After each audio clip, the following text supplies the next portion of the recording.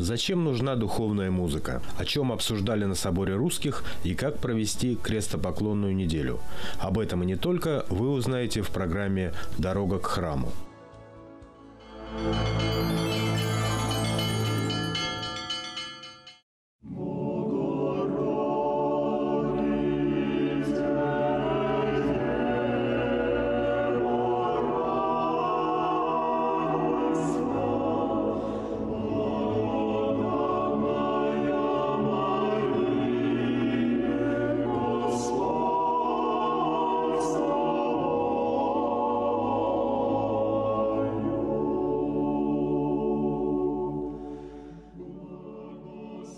Пение и музыка – это великий Божий дар человечеству.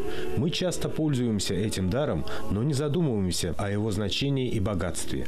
В жизни церкви пение и музыка играют важную роль. Наши богослужения были бы гораздо беднее без песнопений.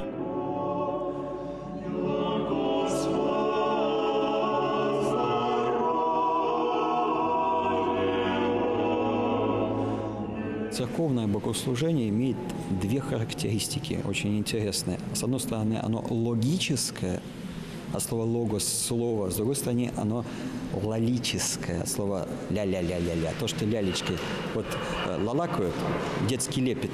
Есть логическое богослужение. Главное в богослужении все-таки не музыка как таковая, а содержимое, интеллектуальное содержимое. Как мы Бога славим, какого Бога славим, как Ему молимся, каким святым молимся, что мы в этих молитвах произносим, моли Бога за нас там, и так далее. Но вместе с тем, все это, конечно, положено на музыку. Даже православная церковь так называют – поющая церковь.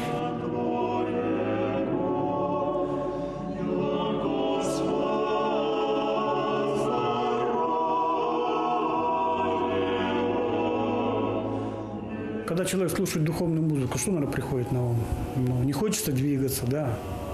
Наверное, хочется больше думать. Вот. Она, видимо, располагает к этому. О смысле жизни подумать, да. Вот. Совсем другие движения. Там нету барабанов, да. Там это музыка. Это музыка души. И не случайно это все звучит акапельно. То есть самый основной голос, этот музыкальный инструмент, который близок к Богу, самый первый на месте, это человеческий голос. Поэтому даже небо человека устроено как храм, да, то есть это звучит музыка, она летит, и также вот, поэтому акапельное пение и голос – это, получается, самый близкий инструмент к Богу.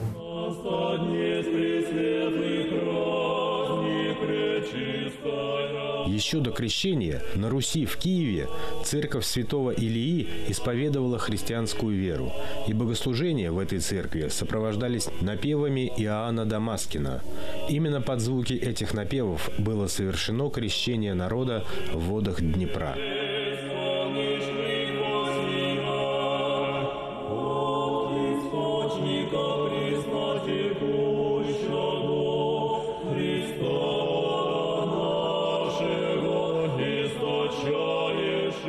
Все у нас культура, искусство, в принципе, все вышло из церкви, да. То есть и музыка, это получается пение. Но, правда, если брать древнерусское пение, оно было в основном знаменное, то есть одноголосное. Это как традиция византийского пения, да. Это потом у нас партесное пение появилось. Партесное – это многоголосное, это, кстати, итальянская школа. А русское традиционное – это все-таки знаменный роспев, который, кстати, вот сейчас очень сильно развивается. И очень много у нас, особенно в Петербурге, работают. Есть научно-исследовательские там работы, институты, которые занимаются, изучают этот вопрос. И там есть что сказать и что спеть. Но также, наверное, живопись. И живопись тоже, видимо, вышла из церкви. Это же иконопись, да? Все это оттуда идет. И то же самое архитектура. Если что не взять, получается, все идет из храма. В старые времена далеко не каждый крупный город мог похвастаться оперным театром. Храмы же и церкви украшали даже самые удаленные села. И в этих храмах из года в год звучала прекрасная хоровая музыка. Духовная музыка на самом деле, она вся народная. Если вы встретите вот в церковной книге, загляните, встретите написано надпись «Распев греческий». Но на самом деле не греческий, он народный. Ну, название такое – распев киевский, И если вы посмотрите на народное пение, в нем дикого перепада между самой высокой и самой низкой нотой нету. Оно достаточно спокойное, естественное. Церковное пение, конечно, очень полезное. Почему? Потому что оно не только, так сказать, оно вышло из народа, но оно одухотворено Духом Святым. Даже неграмотные селяне знали и любили великопостные песнопения. Но с приходом Советов все связанное с церковью активно отвергалось и уничтожалось. У нас есть русская музыкальная школа, да, у нас все композиторы, Чайковский, Рахманинов и прочие, там, Танеев, Римский, Корсаков, они, в общем-то, все писали духовную музыку. Просто во времена Советского Союза, когда вот я учился в консерватории, допустим, если мы изучали, допустим, ну, Мусоргского мы изучаем его творчество, а то, что духовное, это все отсекалось, это просто как будто бы не существовало. То есть литургия Чайковского тоже убиралась из образования, и Римский, то есть Рахманинов, то есть вся духовная музыка тоже убиралась. Чайковский, когда начал писать литургию, вот Иоанн Златоуст, он очень много изучал, и он даже приглашал священника, который в это дело вводил, объяснял, что и как. То есть там трудно разобраться.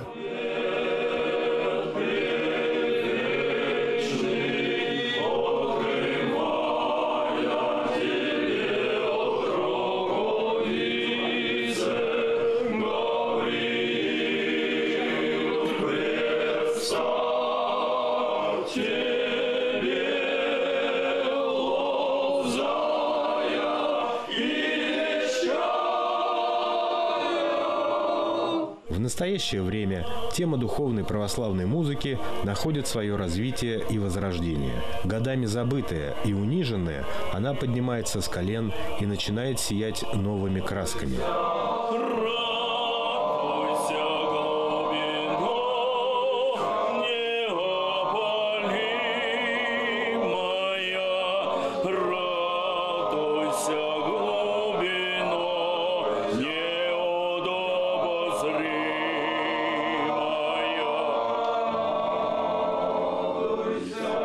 Когда уже слышишь, что вот это все слагается в какую-то в гармонию, что начинает звучать, и начинаешь понимать, что композитор хотел вот, написав эти ноты, передать, то, в общем-то, все эти труды окупаются с лихвой когда-то уже, и душу наполняет радость вот от этой гармонии.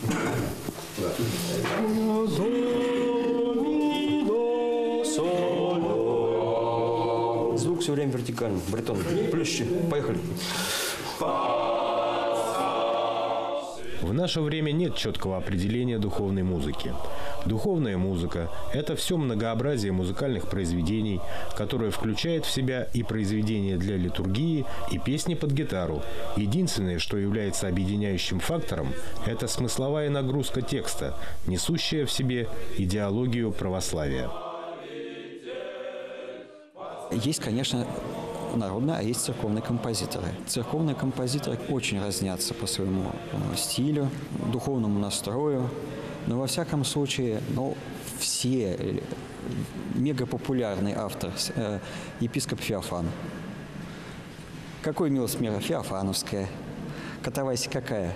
Феофановская и так далее. Очень популярный автор Архангельский, Трубачев и так далее, и так далее. Причем, что интересно, мы сейчас вряд ли сможем воспринять адекватно, чтобы у нас в молитвенное состояние приводило древнее пение унисонное. Очень тяжело бывает современному человеку слушать, особенно воспитанному на классической музыке, на классической гармонии. Но вот, что интересно, молодежь сейчас очень любит древнее пение. И диссонантное пение, когда уже не гармония звучит, а вот диссонантные звуки, так называемые козлотоны такие, почему-то очень любят, а мы сейчас не можем.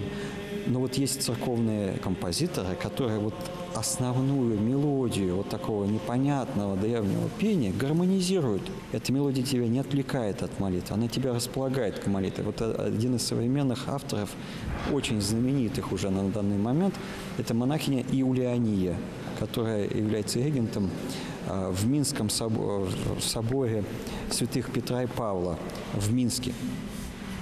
Великолепный у нее херувимской песни. В наше время, когда идеологические запреты на исполнение духовной музыки сняты, отмечается появление многочисленных коллективов, исполняющих духовные произведения. Классические хоры стали наполнять свой репертуар духовными песнопениями. Проводятся конкурсы и фестивали православно-патриотической песни. Все это говорит о возросшем интересе к духовной музыке в целом.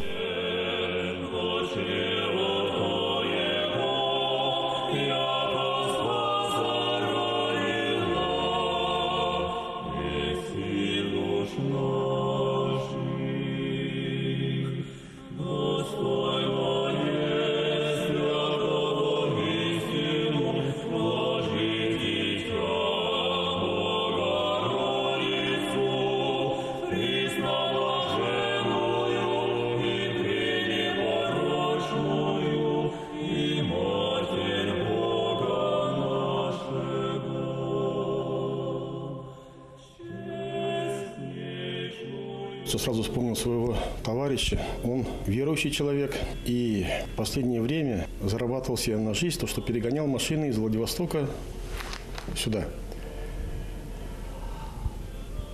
И вот он рассказывал, дорога очень тяжелая, опасная. И вот он договорился со своими, познакомился с кем-то, с напарником договорился. Они сказали, нас двое, мы будем меняться, ждать тебя не будем.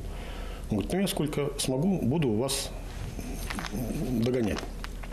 Постараюсь вместе ехать, не отстать. И когда поехал, он включил акафист Николая Чудотворца со всеми этими песнопениями духовными. И говорит, удивительное дело. Проехали несколько тысяч километров, они спрашивают, ты что, не устал? Он говорит, почему-то нет. Потом он со временем, конечно, это осознал, почему так получилось. Наверное, только вот эти песнопения могли помочь. Чем-то другим оправдать невозможно. Духовная музыка теперь может звучать и в храме, и на концерте, и на радио, и телевидении. Она уже вышла из дверей церкви, и теперь вы можете слушать духовную музыку и дома.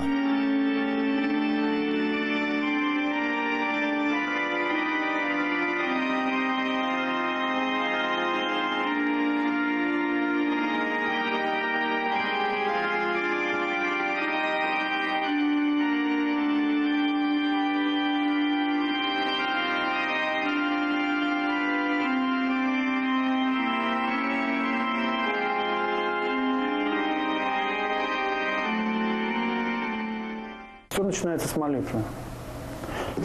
Сначала я беру молитву, какую-то читаю. Молитва к Пресвятой Богородице. Сначала читаю. Музыка, она, может, сразу не приходит. Надо очень внимательно почитать молитву. Может отложить. Потом снова прочитать, потом снова вернуться. Потом что-то появляется мелодия. Вообще духовное произведение пишется изначально так. То есть есть три основополагающие тут момента, видимо, как положено, как установлено самим Господом. Сначала идет текст, молитва, потом возникает мелодия, а потом идет ритм. То есть вот это божественное начало, да? Сначала слово, потом мелодия, потом ритм. Если поставить зеркало, то там получается обратное отражение. Там идет ритм, мелодия и текст. Вот то, что идет в зеркале, как обратно, это от лукавого. Поэтому вся современная попса – это, в принципе, ритм, мелодия, а в конце идет текст. Текст совершенно бессмысленный, может быть, но а в духовном начале это все-таки на первом месте стоит текст. И поэтому из текста, видимо, и вырастает, и появляется эта мелодия. В православных богослужениях музыка оказывает более глубокое эмоциональное воздействие на людей, чем обычная речь. Нередко на глазах слушателей появляются слезы. Духовная музыка возвышена и прекрасна. Цель церковной музыки – не просто получить какое-то удовольствие эстетическое, и логическое богослужение, и лолическая вот эта вот музыка, да. Единственная цель тебя, христианин, расположить к Богу. расположить, изменить свою жизнь, расположить к молитве. Вот единственная цель богослужения как такового.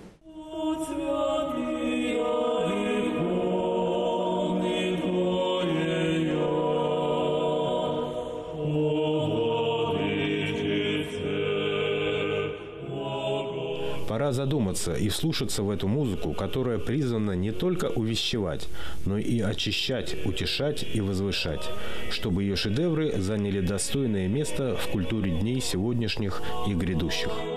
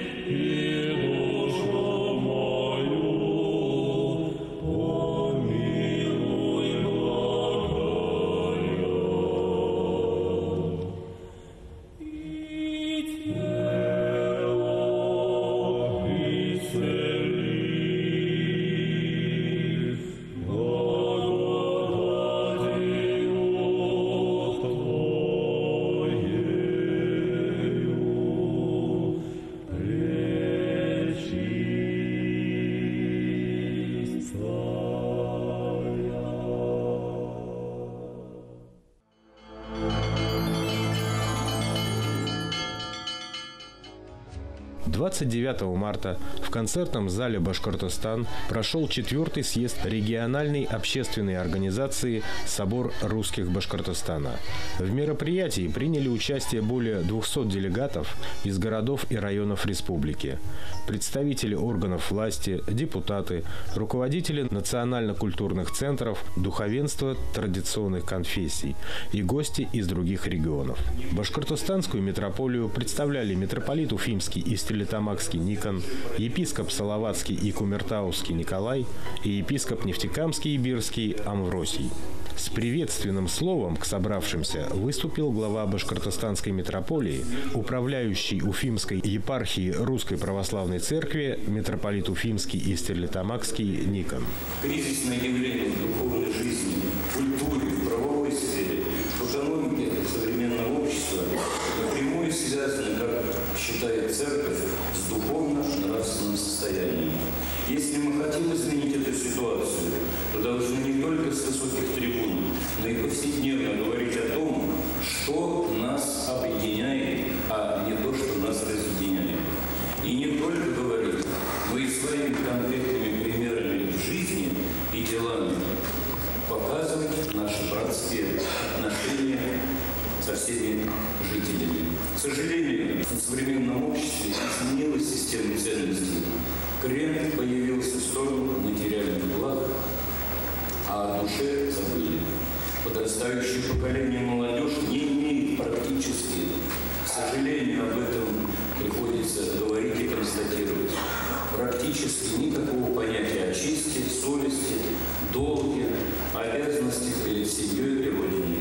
Этот вакуум образовался вследствие отсутствия воспитательных функций как в учебных заведениях, так и по месту работы. Но одновременно западные, а следом и наши средства массовой информации всю свою мощь направили на развращение молодежи. Они пропагандируют свободную любовь, культ денег и насилия. Конечно, воспитание ребенка начинается с семьи.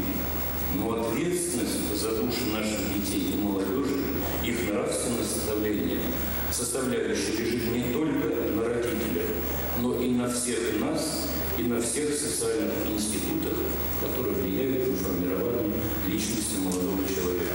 Современная семья практически утратила свое главное христианское предназначение – быть малой церковью, в которой муж и жена всегда были неразрывно связаны друг с другом, подобно союзу Христа и Церкви. Они были связаны взаимной любовью. Церковь убеждена и выступает за то, чтобы дети, крещенные в православной церкви, могли знать основы своей религии, преподавать основы православной культуры. Это учебный модуль о правительственного курса «Основы религиозных культур и светской этики», который ввело Министерство образования и науки Российской Федерации в школьную практику, преподаватели должны быть воцерковленные и обученные этому школьные учителя. Цель предмета – ознакомить школьников с историей, культурой и основными ценностями православия.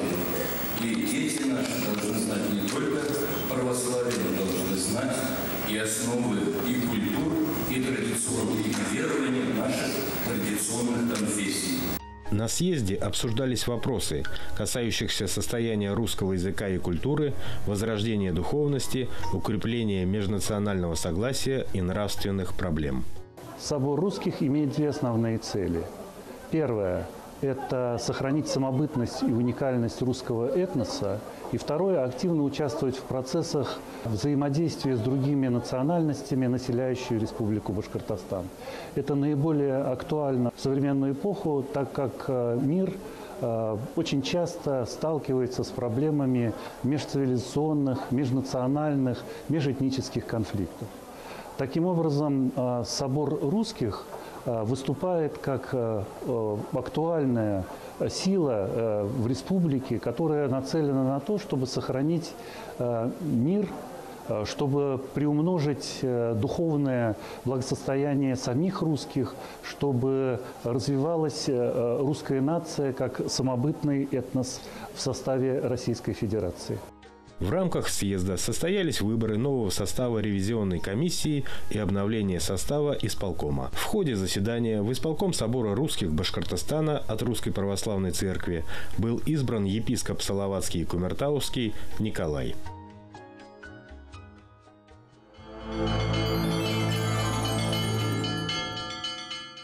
По благословению владыки митрополита Уфимского и Стерлитамакского Никона к Пасху, Светлому Воскресению Христова, объявлен конкурс декоративно-прикладного творчества под названием «Дорого яичко». Принимаются работы, где ребятишки совместно с родителями, преподавателями должны будут разукрасить яйцо, используя различные, в том числе техники, квиллинг, декупаж. Конкурсные работы принимают по адресу город Уфа, улица Белякова, 25А. В воскресной школе храма святого праведника Симеона Верхотурского и по улице Ульяновых, 50. В воскресной школе Свято-Пантелеймоновского храма преподавателем Верой Георгиевной Деркач.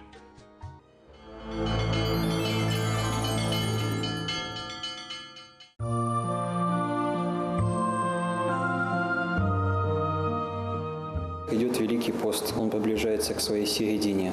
И традиционно, по церковному уставу, середина поста посвящается воспоминанию креста Господня, или по-другому страдания Христовых. Середина поста и крест – это середина мира бытия. Крест между, с одной стороны креста, Ветхий Завет, ветхое человечество в его грехах, с другой стороны, Новый Завет и новое человечество, новый человек, который силой Божией, силой креста может преодолевать свои грехи, свою ненависть, злобу, нечистоту и так далее. И, конечно, крест – это страдание. Человек, идя путем поста, устает от воздержания. Воздержание полезно, когда себя заставляешь. Заставляешь, чтобы научиться воздерживаться от плохого. Воздерживаясь от хорошего или нейтрального, учишься воздерживаться от плохого.